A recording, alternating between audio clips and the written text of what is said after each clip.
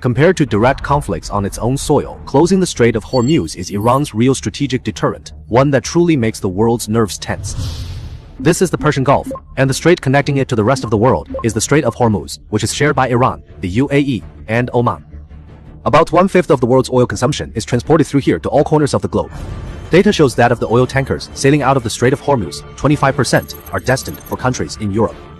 The remaining 75% of that crude oil is destined for China and other Asian countries like India, Japan, South Korea, and Singapore. What makes matters worse is that the Strait of Hormuz has no open sea, and at its narrowest point, it is only 39 kilometers wide. Now, if we draw the 12 nautical mile territorial sea lines for the surrounding countries, you will see that the Strait of Hormuz has virtually no public waters for shipping. So the United Nations established a special traffic separation scheme for the Strait of Hormuz. It designated 2 shipping lanes, each 3.2 kilometers wide, one for inbound traffic.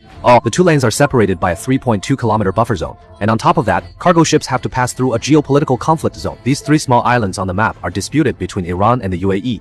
They are actually controlled by Iran and are the very linchpin of the strait. Just by stationing a few rocket launchers on these islands, they could shut down maritime traffic at any moment. So the Strait of Hormuz is narrow, and what makes it so is that it is entirely within the territorial waters of countries like Iran. Any instability within the strait could lead to a halt in transit, causing severe economic damage to oil-dependent nations. To reduce their reliance on the Strait of Hormuz, Saudi Arabia has built several east-west oil pipelines capable of transporting 5 million barrels per day.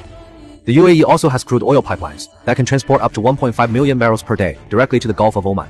And then there is China. It has designated Iran's Bandar Abbas port as a key hub.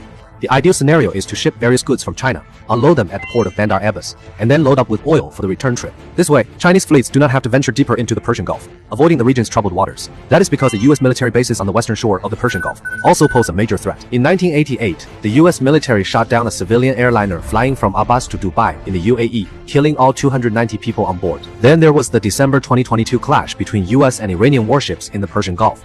Not to mention the recent U.S. airstrikes on Iranian nuclear facilities. Military incidents like these seem to happen every so often. It is safe to say that whenever the Strait of Hormuz is in turmoil, the entire world holds its breath. Looking ahead, no one can predict where the Strait of Hormuz is headed. To secure this vital maritime oil route, the most crucial task remains managing the relationship between Iran, the United States, and Israel.